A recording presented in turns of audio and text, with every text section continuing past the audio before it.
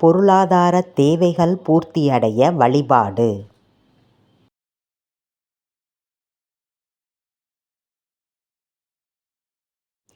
இந்த உலகத்தில் ஒவ்வொருவரும் சந்திக்கக்கூடிய மிகவும் முக்கியமான ஒரு பிரச்சனை என்றால் அது பொருளாதார பிரச்சனைதான். பொருளாதாரத்தில் இருக்கக்கூடிய சிக்கல்கள் தீர்ப்பதற்காகத்தான் ஒவ்வொருவரும் கஷ்டப்பட்டு உழைத்து சம்பாதிக்கிறார்கள்.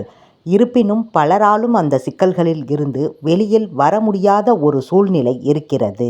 அந்த சூழ்நிலையை நீக்கி பொருளாதார தேவைகள் பூர்த்தியடைவதற்கு மகாலட்சுமி தாயாருக்கு வைக்க வேண்டிய நெய்வேத்தியத்தை பற்றிதான் இந்த ஆன்மீகம் குறித்த பதிவில் நாம் பார்க்க போகிறோம்.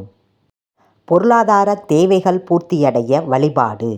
பணம் தொடர்பான அனைத்து பிரச்சனைகளும் தீர வேண்டும் என்றால் அதற்கு மகாலட்சுமி தாயாரின் அருள் என்பது கண்டிப்பான முறையில் வேண்டும். எத்தனை தெய்வங்களை நாம் வழிபட்டாலும் மகாலட்சுமியின் அருள் இருந்தால்தான் நமக்கு பணம் என்பது வரும். மேலும் அது நம்முடைய கையிலும் தங்கும். பொருளாதாரத்தில் முன்னேற்றம் உண்டாகும். அப்படிப்பட்ட மகாலட்சுமி தாயாரை பல விதமான சூட்சமமான முறையில் வழிபாடு செய்வதுண்டு. அந்த வகையில் ஒரு வழிமுறையை பற்றிதான் இந்த பதிவில் நாம் பார்க்க போகிறோம். மகாலட்சுமி தாயாரை வழிபாடு செய்வதற்கு உகந்த கிழமை என்றதும் நம் நினைவிற்கு வருவது வெள்ளிக்கிழமைதான்.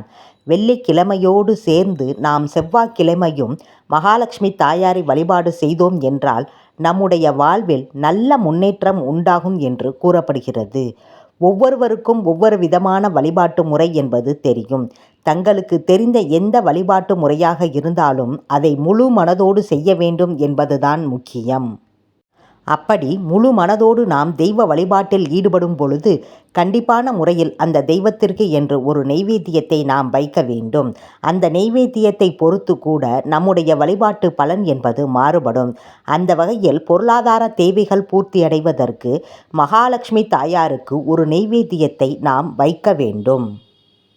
இந்த நெய்வேத்தியத்தை செவ்வாய் வெள்ளிக்கிழமையில் எந்த நேரத்தில் வழிபாடு செய்கிறோமோ அந்த நேரத்தில் மகாலட்சுமி தாயாருக்கு முன்பாக வழிபாடு செய்துவிட்டு பிறகு வீட்டில் இருக்கக்கூடிய அனைவரும் அதை பிரசாதமாக உண்ண வேண்டும்.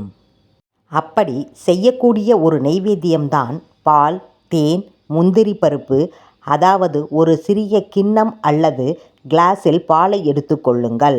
அதில் அந்த பாலிற்கு ஏற்றவாறு தேனை கலந்து கொள்ளுங்கள். பிறகு 3-5 எண்ணிக்கையில் முந்திரி பருப்பை மிக்சியில் போட்டு நன்றாக அரைத்து அந்த பாலுடன் போட்டு கலந்து மகாலட்சுமி தாயாருக்கு நெய்வேத்தியமாக வைக்க வேண்டும். இந்த முறையில் நாம் நெய்வேத்தியம் வைத்து மகாலட்சுமி தாயாரை வழிபாடு செய்தோம் என்றால் விரைவிலேயே நம்முடைய பொருளாதார தேவைகள் அனைத்தும் பூர்த்தியடையும். எந்த முறையில் வழிபாடு செய்வதாக இருந்தாலும் முழு மனதோடு மன நிறைவோடு மகிழ்ச்சியோடு நாம் வழிபாடு செய்தோம் என்றால் அந்த தெய்வத்தின் அருளால் நாம் என்றென்றைக்கும் மகிழ்ச்சியுடன் திகழ்வோம் என்ற தகவலை கூறி இந்த பதிவினை நிறைவு செய்து கொள்கிறோம்.